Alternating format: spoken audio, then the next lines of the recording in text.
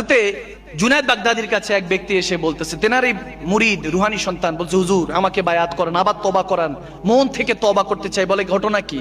বলে হুজুর আমি তো আপনার খাস মুরিদ, কিন্তু আমি তো সুদ ঘুষ খাই, নাউজুবিল্লাহ, মাঝে মাঝে নামাজ কাজা করি, গুনাহ করি, কিন্তু আমার ঈমান কামেল হয়ে গিয়েছে, আমি আজ থেকে আর কখনো বিপথে চলবো না।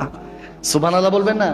তো তিনি তেনার ঘটনা বলছেন, বলে আমি হুজুর বাগদাদি গেলাম দিন মজুর নেওয়ার জন্য, হায়ার করার জন্য। যখন খুঁজতেছি তো একটা যুবক পেলাম, অল্প বয়সের তাগড়া যুবক। তাকে বললাম যে তুমি কি আমার এই মাল সাবান কিনেছি, চালের বস্তা টস্তা একটু বাসায় পৌঁছে দিবা? বলে হুজুর নিয়ে যাবো ইনশাল্লাহ, কোনো সমস্যা নাই। ওর বিনিময়ে কত? বলে 3 দিরহাম। কত? 3 দিরহাম দিলে হবে কাজের বিনিময়ে। তো সে বলতেছেন যে আমি তখন রাজি হলাম। সে 3 দিরহাম বিনিময়ে বস্তা কাঁধে উঠালো, যাচ্ছে। হঠাৎ করে জোহরের আজান পড়লো। আজান পড়ার সাথে সাথে সে আমার কাছে, ছোট্ট একটা শরীর কিন্তু এই ভারী জিনিস নিয়ে যাচ্ছে, ক্ষমা চেয়ে বলতেছে আমি একটু সময় চাই, আমি জোহরে আজান পড়েছে, আমি একটু নামাজটা আদায় করবো, আমাকে একটু সময় দিবেন। বলে ঠিক আছে যাও নামাজ পড়ে আসো। সে ফাঁকে নামাজ পড়ে আসলো, দেখলাম গেল আর তাড়াতাড়ি চলে আসলো।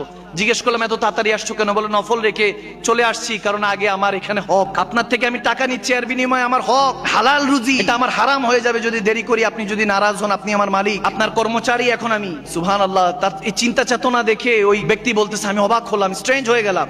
বললাম যে ঠিক আছে চলো। নিয়ে গেলাম বাসায়, গিয়ে বুঝলাম যে সে একটা তাকওয়াবান ছেলে, পরেজগার ছেলে, যুবক।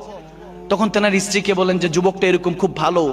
তেনার স্ত্রী বলেন যে তাহলে ওনাকে বসতে বলেন, আমি একটু খাবার টাবার দেই, দুপুরে লাঞ্চ দেই। যুবক আস্তে আস্তে বলতেছে হুজুর আমি লাঞ্চ করতে পারবো না, আমি নফল রোজা রেখেছি।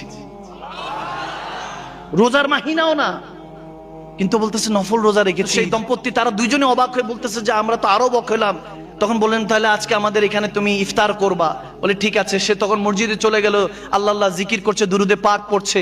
কিছুক্ষণ পরে যখন ইফতার সময় হলো, আসলো, ইফতার করলো, ইফতার তৈরি করে যখন খাওয়ালো, খুব গভীর খেয়াল, খুব গভীর মেসেজ, একটা কথায় হয়তো বা আপনার জীবনটা পরিবর্তন হয়ে যেতে পারে। যখন ওই যুবকটা ইফতার করে রেস্টে চলে গেল, বললো যে আজকে তুমি আমার বাসায় থাকো। ওই দম্পতি যখন বললো আজকে বাসায় থাকো, তখন ওই কথা শুনে সে রাতের বেলা স্টে করলো। স্টে করার পরে ওই দম্পতির একটা ল্যাংড়া মেয়ে ছিল, লুলা, তার পা কোনো অপায়েস ছিল, প্যারালাইজ ছিল, হাঁটতে পারতো না। হঠাৎ করে রাত্রে 3টার দিকে দেখতেছে দরজার মধ্যে ওই দম্পতি নক নক করতেছে, কে জানি টোকা দিচ্ছে দরজার মধ্যে। দরজা খুলে দেখে তার মেয়ে দাঁড়ায় আছে। বলে কি গো মা, কি হয়েছে, তুমি দাঁড়ায় আছো কিভাবে? বলে জানি না বাবা, আজকে শুনলাম যে তুমি ওই যে তাকওয়াবান ওই যুবকের কথা বললা, ওয়াবতাগু ইলাইহিল ওয়াসিলা। আমি তখন শুয়ে শুয়ে আল্লাহর কাছে ফরিয়াদ করলাম, আল্লাহ তুমি তো বলেছো উসিলার মাধ্যমে তুমি দোয়া কবুল করো, ওই যুবক তোমার দরবারে কবুল হয়ে থাকে, তার উসিলা আমাকে শাফা দান করো।